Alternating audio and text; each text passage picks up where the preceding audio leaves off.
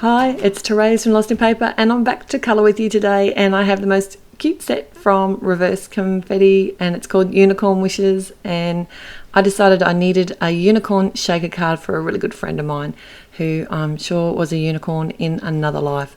So this is for her. To make my shaker frame, I decided to use the wonky stitched rectangles from MFT, and to create my frame I just simply placed two of the rectangles beside each other and then ran it through my die cutting machine. I've also die cut an MFT peekaboo polka dot plate, and it's just a really cute cover die, and I'll be using that a bit later on.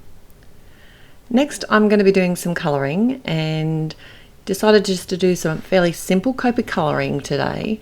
And using my tuxedo black, I stamped out an extra unicorn just because there was a bit of space on the card, and I can just tuck that away in the packet and use it if I have a unicorn emergency and need one immediately. It'll be there ready to go. I'm keeping it very simple, white unicorn, but it got a little bit too grey, so that was easily fixed. I just used my colourless blender basically to lift the colour that I'd put down where I put down too much colour, and that just sort of, it works almost like an eraser, so it removed the colour. To create my rainbow mane and tail, I've just chosen three colours that I thought looked really pretty together, and I will list the colours over at my blog. I haven't remembered to put all the caps down here today, I'm sorry, but I was getting really excited colouring up a unicorn. I've never coloured a unicorn before. So I know these colours aren't the perfect kind of matchy, blendy colours, but you can still do that. You can make your own colours by putting opposite, like different colours beside each other, and then using, like what I've done here is put the purple in the middle and then used either the blue, green or the pink just to blend it out and until I'm happy with the mix. The tree, I wanted it to be very simple and just use the one colour, I think that's a BG11, just to lay down a single layer of colour on the tree. I didn't want this too much shading or anything. I wanted it to look really fun and magical. So I simply fussy cut these out. I won't make you sit through that, just leaving a small white border. But for my sentiment, I couldn't be bothered trying to match up a piece of cardstock, and I had the Copic pen there ready to go, so simply added some of the Copic colour, like just directly onto the white paper. I did prep it with a powder tool, and then I'm going to white emboss the sentiment.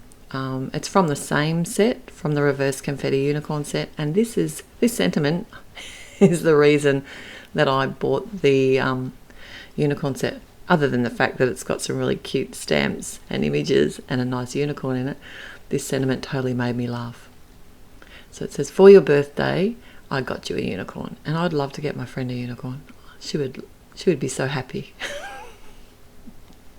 I did die cut some acetate for my shaker window. I didn't need to do that. I could have just cut a piece of acetate, but I was obviously getting a bit carried away. To create my shaker well, I'm just using score tape. It's just a bit stronger, and it's a fairly large window, so, and some thick fun foam. Adding the sparkle. These are some really, really sparkly, sort of pretty pink posh sequins, a pink, a blue, and obviously the sparkling clear. Sparkling clear? I'm sure that's what they call it. I've got the 8mm ones, the 6 and the 4, so I put sort of a bit of a mix of all those in together in my shaker. Now to close off my window, I thought I'd do something a little bit different today. This is why I did the polka dot cover plate. I actually thought about putting this behind there and leaving it so that some of the shaker elements will go in and out, and I thought, no, that's going to be a pain. So what I did was add a piece of this to the back of my shaker window, and then added some more score tape and a piece of acetate behind that. That just seals everything in so that my shaker window is it's like an independent shaker, you could say. That's just some tissue paper that comes on the acetate that I've got, so I'll just remove that away. And there you go, shaker's all done. I did want, because I've added those polka dots, I wanted it to look a little bit 3D. So I added some fun foam. This is a thinner fun foam behind the edges of my frame at the back, and then used some score tape just to make it nice and strong to adhere that to the front of my top fold card.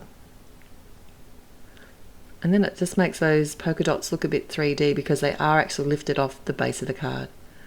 Now I popped up the tree, but before I want to pop up the unicorn, because I'm going to put all these little bits on the front of the card, I did decide to get out my Spectrum Noir, I can't remember, it's the hot pink one, it's really pretty, and decided to add a bit of shimmer to those hearts, the one on the heart, on the tree, and on the unicorn's hind quarter.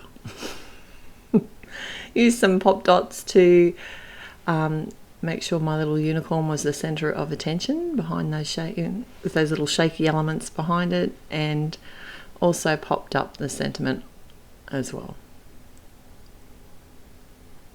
There's some beautiful unicorn sets out there at the moment. There's about 2 or 3 I would like to have, and I sort of limited myself to one so far. I'll see how I go. I have, it's not stickles, it's glitzy, craft glitzy glues. It's like stickles, and it but it's got that real sort of diamondy sparkle in it, and it doesn't sit as high as stickles. I wanted it to be a nice shiny sparkly unicorn horn. Is that what it's called? I think so. I don't know. Anyway, that's my card for today. Thanks for joining me. I've had heaps of fun.